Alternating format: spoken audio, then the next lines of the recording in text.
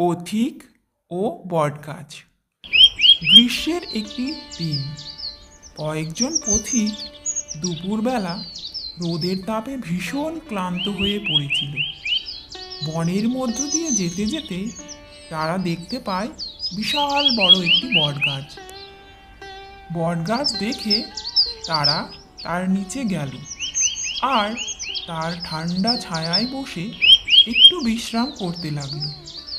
কিছুক্ষণ পর তাদের শরীর ঠান্ডা হলে সব ক্লান্তি দূর হয়ে গেল। পথিকেরা তখন নানা গল্পে মশগুল হলো। গল্পের মধ্যে থেকে একজন পথিক বলল, দেখো ভাই, এই গাছটি কোনো কাজের নয়, কারণ এই গাছে না আছে কোনো ফুল, না আছে কোনো ফল। বলা যায় মানুষের কোনো উপকারেই লাগে না।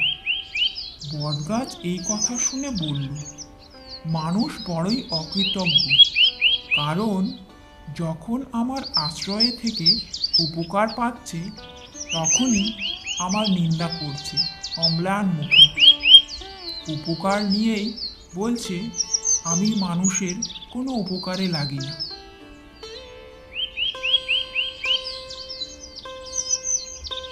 নীতি কথা, এই গল্পটি থেকে আমরা শিখলাম যে উপকারীর উপকার স্বীকার না করা অন্যায়।